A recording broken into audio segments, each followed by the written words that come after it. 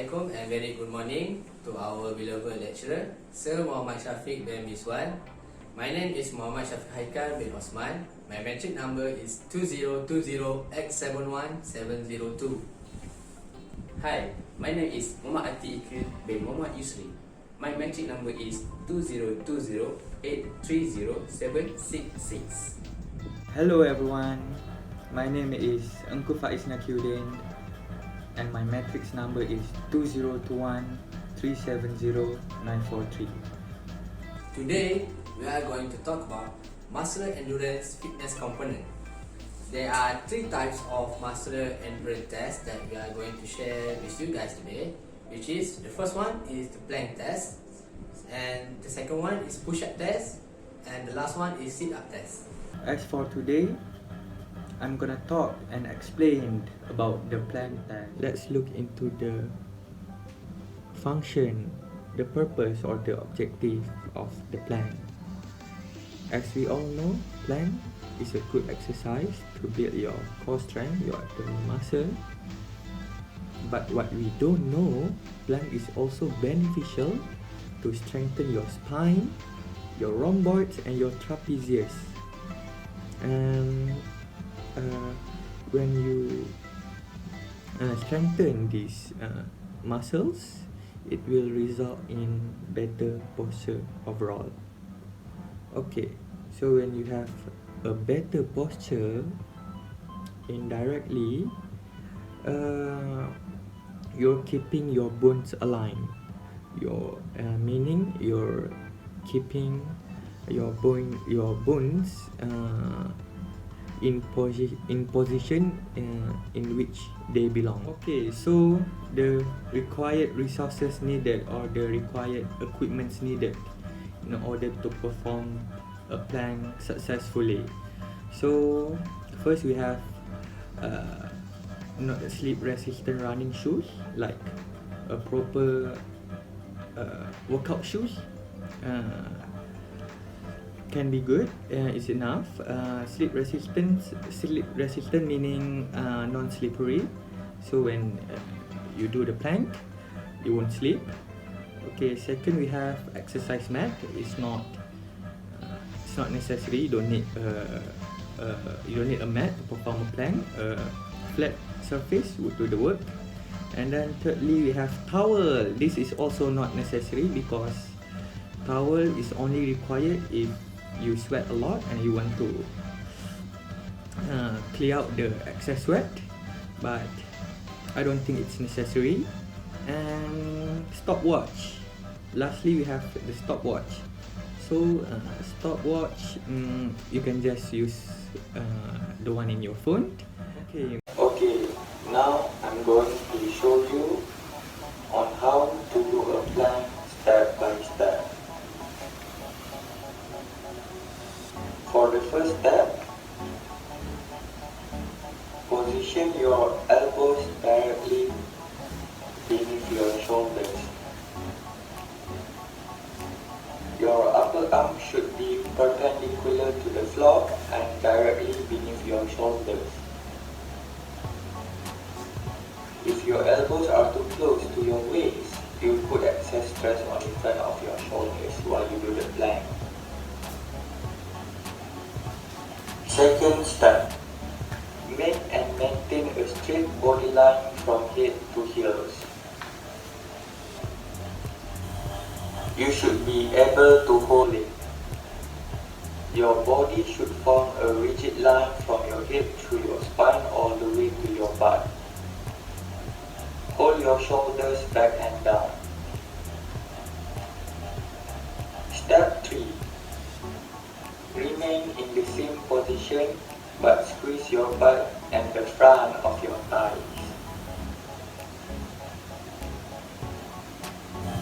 It might look like a passive exercise, but this is what the perfect plank looks like.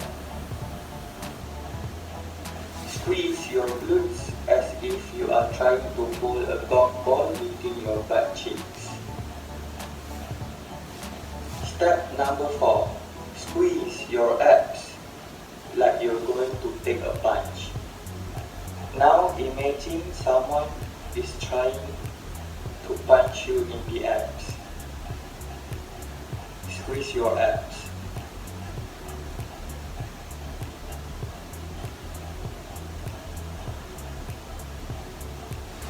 And the last step, advance the exercise.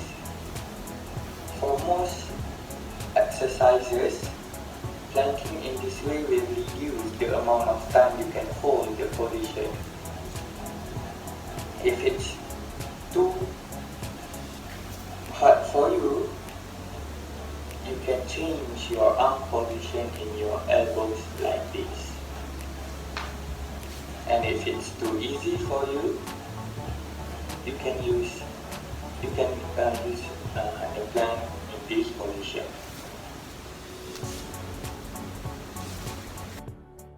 Moving on to the target group. So this test or this exercise is extremely flexible as it can be performed by everyone, like literally everyone of all ages.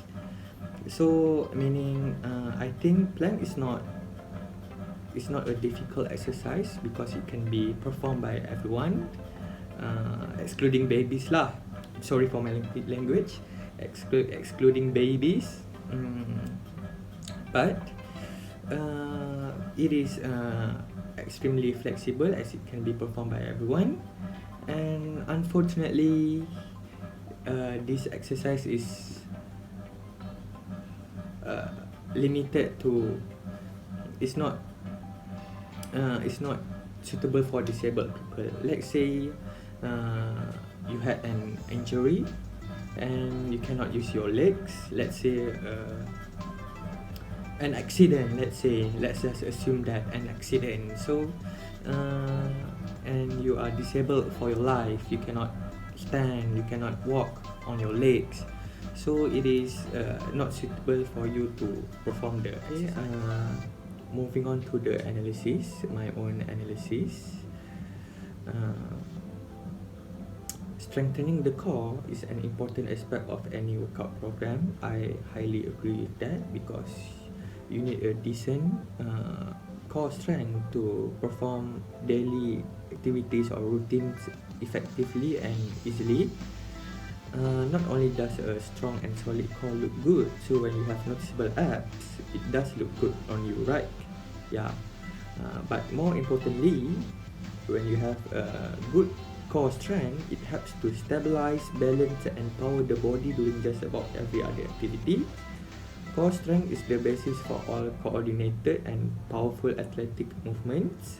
A strong core can reduce stress on the joints and allow you to achieve better posture. So when you have good core strength,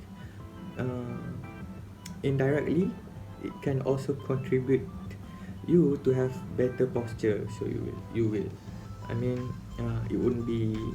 it won't require that much energy for you to maintain a good posture. Let's say you are walking confidently with your chest up and your back straight. Yeah, it requires you to have it engages with your core strength. So the plank exercise can be used as the basis for a core muscle strength and stability test. Yeah, I also agree with this because plank is not a difficult exercise, and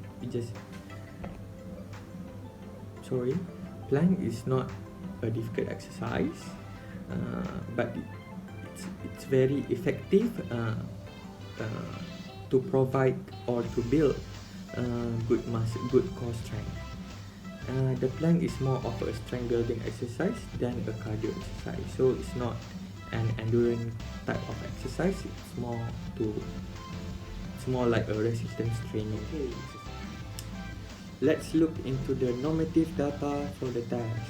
So we have, according to the table, we have 4 stages: excellent, good, average, and poor.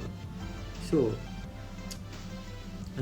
on the excellent level, if you are able to perform the exercise more than 2 minutes, you are considered as a excellent person, meaning that your fitness level or your core strength is actually excellent. Okay, for the second stage, for the good stage, if you are able to perform the exercise between 75 seconds to 2 minutes, your fitness, your core strength is good. It's not excellent, but it's good. Okay. If you can perform the exercise between 45 to 75 seconds, you are classified as average.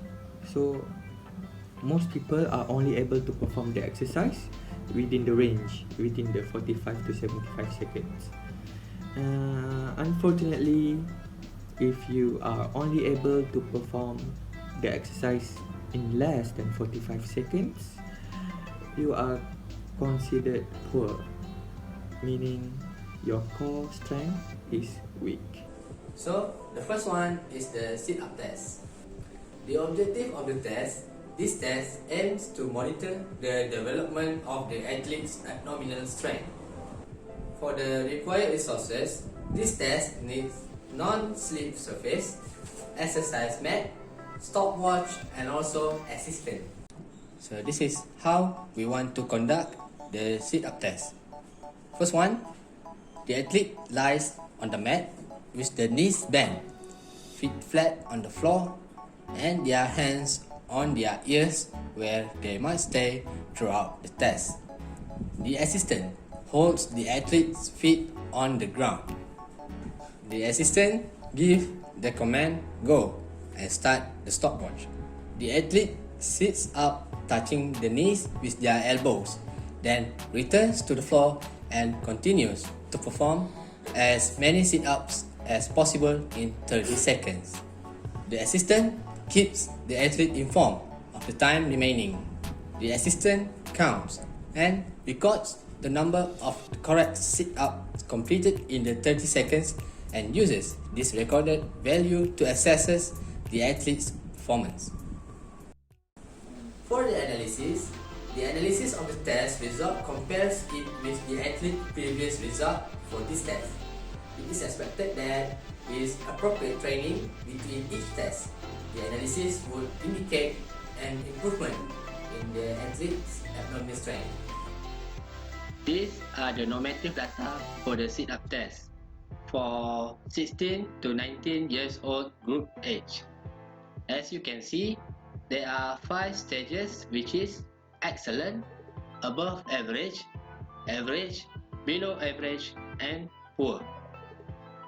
For male athlete, if they can do above 30 sit-up, then they can get the excellent classes. For female athlete, if they can do above 25 sit-up, then they also will get the excellent classes. For above average classes, the male athlete need to do 26 to 30 sit-up repetition, while for the female athlete need to do 21 to 25 repetition for the sit-up to get the above average class. For the average classes, for the male athlete, they need to do 20 to 25 sit-up, while for female athlete, they need to do 15 to 20 sit-up. For below average, the male athlete need to do 17 to 19 sit-up test, and for female athlete, they need to do 9 to 14 sit-up. And lastly, for poor classes, the male athlete will do below 17 sit-up, and for female athlete, they will do below 9 for their sit-up result. For the target group, this test is suitable for active individuals, but not for those where the test would be contraindicated. Now, I will talk about push-up test. The objectives of the test is this test aims to monitor the development of the athlete's upper body strength. The required resource is sports shoes, flat and non-slippery surface, stopwatch, assistant, and suitable sportwear.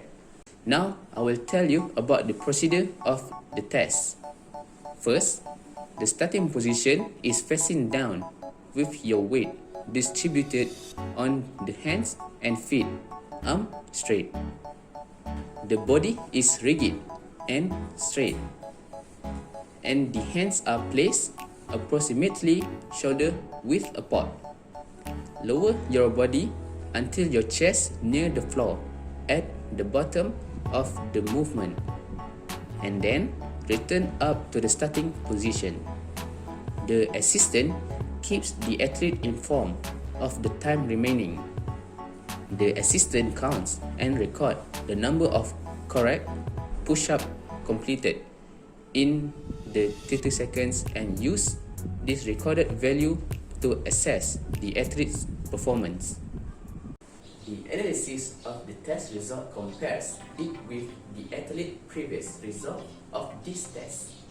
It is expected that with appropriate training between each test, the analysis will indicate an improvement in the athlete's upper body strength.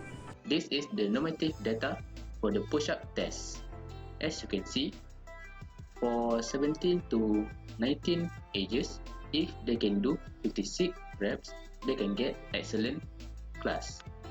Next, if they can only do 47 to 56 reps, they can get good class. Next, if they can only do 35 to 46 reps, they can get above average. Next, if they can do 19 to 34 reps, they can get average class. If they only can do 11 to 18 reps, they can get below average.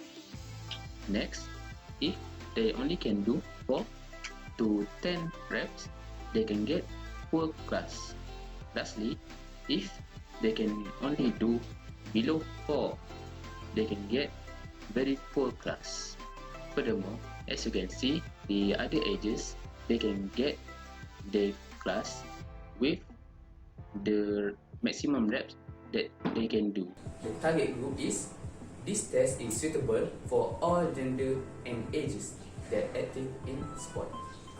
I hope you enjoy and understand what we are trying to share with you guys today. Stay healthy and safe at home. Happy fasting. Thank you. Assalamualaikum and have a nice day. Tanda kau cinta hidup yang hadirkan bulan ini. Kini saat aku buktikan tulus cinta padamu. Takkan ku sia-siakan ia walau apa cara.